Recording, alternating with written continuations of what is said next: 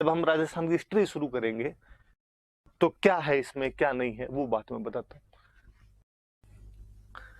Introduction, किसका introduction? तो राजस्थान का इंट्रोडक्शन। राजस्थान के बारे में बताऊं मैं आपको कि हम वास्तव में हम हमारे राजस्थान के बारे में नहीं जानते। एक लाइन कहती है कि राजस्थान शब्द जो है, इस शब्द का सबसे प्राचीन उल्लेख कोई मिला है, सबसे ओल्डेस्ट जानकारी अपने को इसकी मिलती है तो एक अभिलेख प्राप्त होता है, बसंतगढ़ अभिलेख। अभी मैं बसंतगढ़ अभिलेख की और बातें बता दूंगा आगे। वहां से एक जानकारी प्राप्त होती है और एक किसी अधिकारी का नाम लिखा हुआ है जहां पर राजस्थानी आदित्य शब्द यूज में आता है। तो कोई पूछे कि राजस्थान का वह अभिलेख जो सबसे पहले राजस्थान शब्द को मेंशन करता है तो अभिलेख कौन सा है? तो बसंतगढ़ अभिलेख है। दो तीन बातें याद रखने वाली से। तो बसंतगढ़ अभिलेख में सबसे पहले राजस्थान शब्द का उल्लेख मिला है राजस्थानी आदित्य नाम से। फिर 1800 ईस्वी में जॉर्ज थॉमस नाम करके एक अंग्रेज था, उसने सबसे पहले अपने लिए एक शब्द यूज में लिया था, राजपुताना। राजपुताना शब्द यूज में लिया था अपने लिए। फिर 1829 में आपका जो कर्नल जेम्स टोड है वो इसके लिए दो शब्द यूज में लेता है। वो या तो इसको कहता है रायथान या वो कहता है राजस्थान।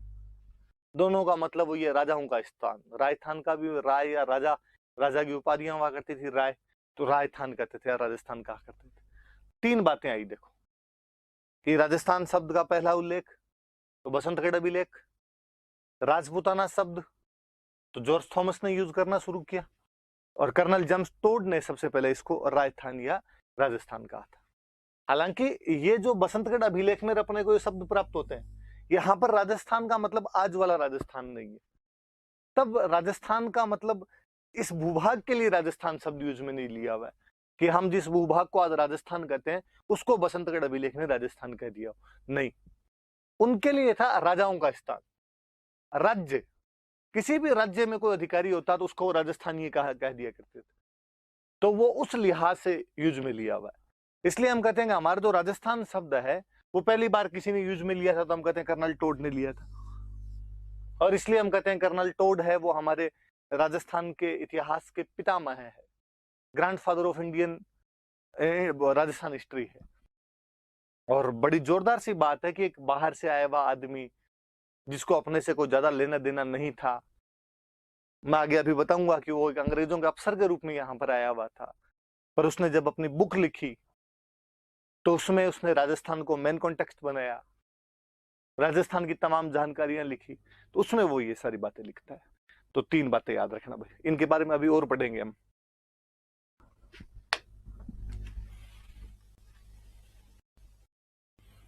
जब अपने राजस्थान का एकीकरण हो रहा था तो एकीकरण के दूसरे चरण का नाम ही राजस्थान संघ रखा गया था। तो ऑफिशियली राजस्थान नाम वहां दूसरे चरण के अंदर जा गया था जब हम उसका नाम राजस्थान संघ रखते हैं। और फिर जब छठा चरण चल रहा था अपना, तो छठे चरण के अंदर तो सर्वसम्मति से ही कह दिया गया कि इसका नाम राजस्थान ही रख दिया जाए, तो नाम राजस्थान रखा गया। तो 5-6 फैक्ट अपने काम के आए कि सबसे पहले बसंतगढ़ अभिलेख में इसका नाम राजस्थान मिलता है। फिर जॉर्ज थॉमस 1800 में इसका नाम राजपूताना रखता है। कर्नल टोड 1829 में इसका नाम रायथान या राजस्थान रखते हैं। एकीकरण के दूसरे चरण में इसका नाम राजस्थान संघ था और एकीकरण के छठे चरण में 26 जनवरी 1950 को सर्वसम्मति से इसका नाम राजस्थान ही रख दिया गया था कि भाई इतने लंबे टाइम से जब राजस्थानी नाम आप देख रहे हो तो इसका नाम क्या रख दो? तो राजस्थानी रख दो। अब थोड़ी बातें देखो बसंतगढ़ अभिलेख के बारे में। बसंतगढ़ अभिलेख कहाँ का है, किसका है, उसकी बातें। वैसे तो हम ये अभिलेख साथ साथ में जब राजवंश पढ़ेंगे तब अभिलेख और पढ़ेंगे, तब ये बातें और आ जाएगी। पर चूंकि बसंतगढ़ अभिलेख नाम आया तो होता क्या है कि अक्सर जब भी हमारे कहीं दिमाग में नाम आता है तो फिर हमारे दिमाग में कुछ रणनी उठती है और हमें लगता है ये वाला क्या है, ये क्या चीज है, हम उसके बारे में जानना चाहते हैं। ये सिरोही में एक जगह पड़ती है बसंतगढ़, जहां से अभिलेख मिला है। वहां पर एक माता जी का मंदिर है, खिमेल माता का मंदिर कह दो या श्यामकरी माता का मंदिर है, जहां से ये अभिलेख प्राप्त होता है। ये अभिलेख जब मैं ये वो राजवंश वगैरह पढ़ेंगे तब और पढ़ेंगे इसके बारे में, पर इतनी जानकारी तो अपने याद ही रखना कि बसंतगढ़ अभिलेख कहां से प्राप्त हुआ, तो खिमेल माता मंदिर या छेमकरी माता मंदिर से बसंतगढ़ अभिलेख प्राप्त होता है। किसकी जानकारी है? दो बंदे, एक तो राजिल और एक उसके पिताजी सत्यासरे, इनकी जानकारी है। सत्यासरे कौन था? तो लिखा हुआ है अर्बुद देश का स्वामी। अर्बुद देश किसको कहते हैं? तो आबू को अपने अर्बुद देश कहते हैं। तो राजिल और सत्यासरे की जानकारी है, सत्यासरे अर्बुद देश का स्वामी था। फिर है कि राजिल जो था ये चावड़ा राजा हुए थे वरमलात, उनका सामंत था। तो अब आपने इनके बारे में पढ़ेंगे जब आगे चावड़ा वंश पढ़ेंगे पूरा, कि चावड़ा वंश था, इनकी राजधानी हुआ करती थी भीनमाल। तो तब मैं आपसे वापस पूछूंगा कि चावड़ा वंश की जानकारी देने वाला एक अभिलेख भी अपने को मिला था, कौन सा अभिलेख था? तब आपके दिमाग में आ जाएगा इस तरह जो पहली क्लास में हमने पढ़ा था बसंतगढ़ अभिलेख, जो कि खिमेल माता मंदिर या छेमकरी माता मंदिर से प्राप्त हुआ, जो कि राजिल और उसके पिता सत्यासरे जो कि अर्बुद देश का स्वामी था की जानकारी देता है। और वो जो राजिल था वो वरमलात का सामंत था। वरमलात कौन है? तो वरमलात चावड़ा वंश का राजा था। चावड़ा वंश की जानकारियां पढ़ेंगे तब इसकी मैं कई बातें और बता दूंगा, अभी इतनी बातें इसकी याद रखना। इस अभिलेख के अंदर राजस्थान का नाम सबसे पहले अपने को मिलता है।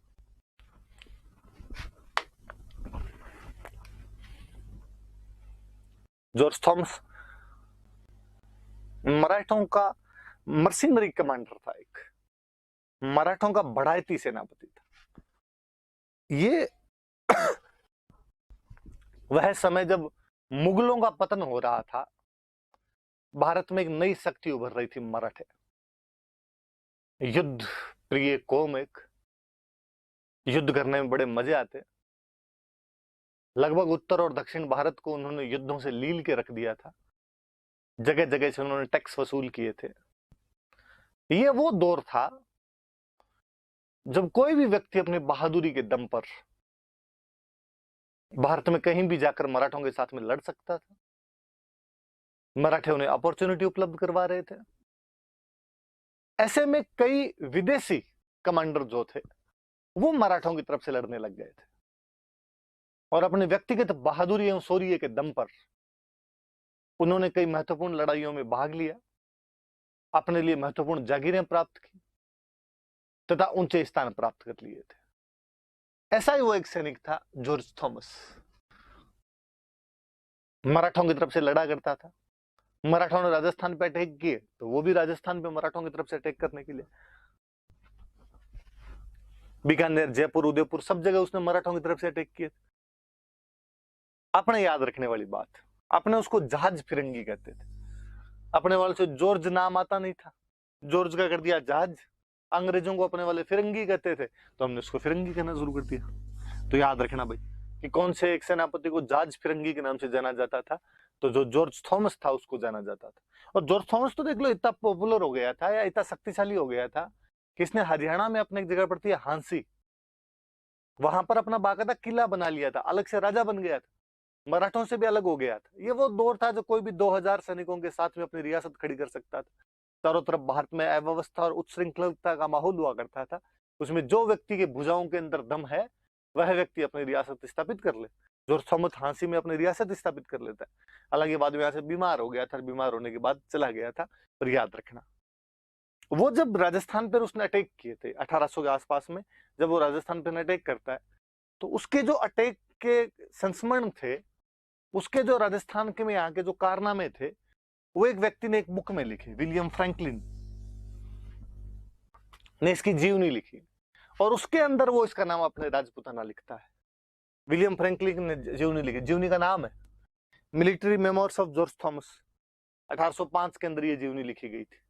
तो ये भी याद रखना भाई कि जॉर्ज थॉमस की जीवनी किसने लिखी थी, तो इसकी जीवनी आपके विलियम फ्रैंकलिन ने लिखी थी 1805 में। क्या नाम था उसका? तो उसका नाम है military memoirs of George Thomas नाम था उसका। और ये जब अटैक करने के लिए आया राजस्थान में, चूंकि राजपूत राजाओं का अधिकार था इसलिए इसको राजपूताना कहा करते थे। ये था भी अपने कि तेलंग लोग जहां पे तेलंगाना, गोंड लोग जहां पे गोंडवाना, तो जहां राजपूत लोग थे वो राजपूताना। तो उसने अपने जब किताब लिखवाई, उसको जीवनी बताई, तो उसने कहा भाई मैंने राजपूताना पर अटैक किया था। फिर वही नाम हो गया उसका, जहाज फिरंगी और एक जीवनी का नाम।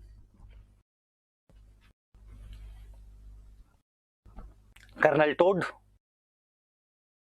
पश्चिमी राजस्थान की रियासतों का पॉलिटिकल एजेंट बनाकर भेजा गया था। 1818 में अंग्रेजों के और मराठों के बीच में तीसरा युद्ध हुआ, निर्णायक युद्ध था वो। अंग्रेज मराठों को ढंग से हरा देते। जब अंग्रेजों ने मराठों को निर्णायक रूप से हरा दिया था, तो उसके बाद अंग्रेजों की नजर राजस्थान पे गई। तब तक मराठे अपने राजस्थान से गाहे बगाहे टैक्स लिया करते थे। अब अंग्रेजों ने मराठों से पूछा कि तुम्हारा कंट्रोल कहां कहां था इंडिया में, और मराठों का हमारा कंट्रोल राजस्थान में था। तो अंग्रेजों का ध्यान राजस्थान पे गया और अंग्रेजों ने राजस्थान की रियासतों के साथ में संधियां की। जब वो संधियां की तो कहा अब एक आदमी इन संधियों को संभालने के लिए रखा जाए, राजाओं से बातचीत करने के लिए रखा जाए। पॉलिटिकल एजेंट बोला करते थे, और वो जो पहला पॉलिटिकल एजेंट बनाकर भेजा गया था वो कर्नल जेम्स टोड था। उस बंदे ने अपने राजस्थान में 2 बुक्स लिखी। यहाँ पर उन 2 बुक्स के नाम याद रखना, अपने तो क्वेश्चन वही पूछा जाएगा और उसके बारे में ज्यादा बातें हम जैसे जैसे पढ़ेंगे तो टोड इतनी जगह आता है कि अलग अलग जगह पे उसकी बातें पढ़ते चलेंगे। ये 2 बुक्स याद रखना। एक बुक से annuls and antiquities of Rajasthan. Annuls की मतलब हिस्ट्री होता है, और द इसी किताब का एक नाम और the central and western Rajput states of Rajasthan. तो याद रखना भाई, इसी किताब के 2 नाम है, annals and antiquities of Rajasthan और the central and western Rajput states of Rajasthan. Books की चर्चाएं करेंगे तब और बातें आएगी, पर इतनी बातें तो याद रखना है। एक बुक्स ने उसने और लिखी थी, ट्रेवल्स इन वेस्टर्न इंडिया, पश्चिमी भारत की यात्रा। ये भी अपने राजस्थान से ही संबंधित थी किताब। ये टोड ने लिखी थी। 2 किताबें याद रखना भाई कर्नल टोड की, एक तो ट्रेवल्स इन वेस्टर्न इंडिया और एक annuls and antiquities of Rajasthan, या इसी का एक नाम और है, और the central and western Rajput states of India. ये अपने भाई आज की क्लास की बात थी। तो आज वाली क्लास में एक तो हमने सिलेबस, आप भी याद करना, मैंने जो सिलेबस आपको सामने पूरा एग्जैक्टली आरपीसी का जो सिलेबस था वो ही लिखा हुआ था। आप देखना इसमें क्या क्या पॉइंट है, कैसे कैसे हम पढ़ेंगे आगे। आपके दिमाग में भी थोड़ा एक फ्रेमवर्क होना चाहिए। होता है क्या, फिर जैसे जैसे टॉपिक होंगे आपके दिमाग में आएगा, हाँ यार ये तो पढ़ लिया, इसके बारे में नहीं पढ़ा। थोड़ा सा हमने पढ़ा कि जब हम राजस्थान जीके पढ़ने जा रहे हैं तो इस राजस्थान का नाम कब आया, किसने लिया, जिसने लिया वो कौन था, जिस अभिलेख में है वो अभिलेख कहाँ से प्राप्त होता है।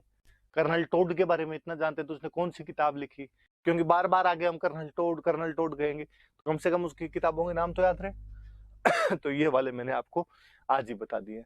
आगे जैसे जैसे क्लासें और बढ़ेगी वैसे वैसे हम साथ साथ में पढ़ते रहेंगे।